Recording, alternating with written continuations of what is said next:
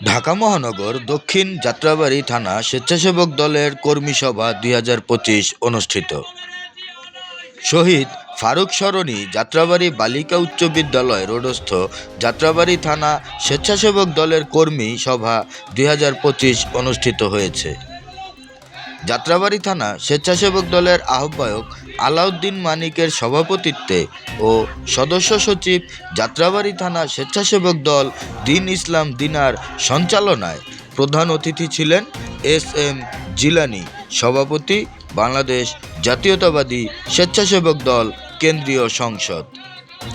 বিশেষ অতিথি ছিলেন এ জহির উদ্দিন তুহিন, সভাপতি, স্বেচ্ছাসেবক দল ঢাকা মহানগর দক্ষিণ, এস.এম. সায়েম, সিনিয়র সহসভাপতি, স্বেচ্ছাসেবক দল ঢাকা মহানগর দক্ষিণ, ওমর ফারুক, সাংগঠনিক সম্পাদক, স্বেচ্ছাসেবক দল ঢাকা মহানগর দক্ষিণ, সাইফুল ইসলাম পলাশ, দপ্তর সম্পাদক, স্বেচ্ছাসেবক দল ঢাকা মহানগর দক্ষিণ, সাদ মোরশেদ পাপ্পা শিকদার, সাধারণ সম্পাদক, স্বেচ্ছাসেবক দল ঢাকা মহানগর দক্ষিণ, কাজী মহিউদ্দিন মহি, যুগ্ম সম্পাদক, স্বেচ্ছাসেবক দল ঢাকা মহানগর দক্ষিণ, হাসান আলী, যুগ্ম সম্পাদক, স্বেচ্ছাসেবক দল ঢাকা মহানগর দক্ষিণ। প্রধান বক্তা ছিলেন নাজমুল হাসান, সাংগঠনিক সম্পাদক, বাংলাদেশ জাতীয়তাবাদী স্বেচ্ছাসেবক দল কেন্দ্রীয় সংসদ।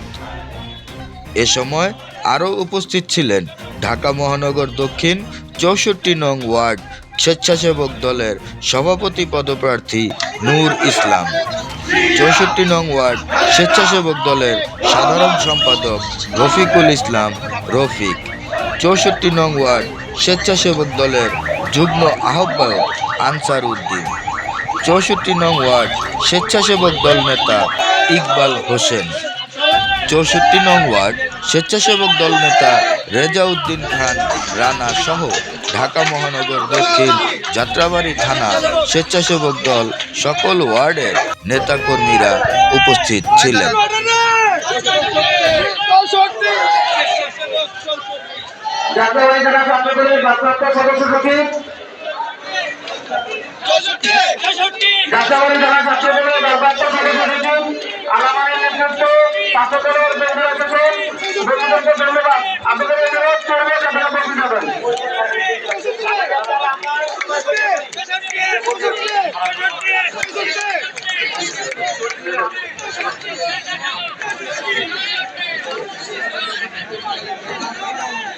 আমি অনুরোধ করতেছি ৬৬ নং ওয়ার্ডের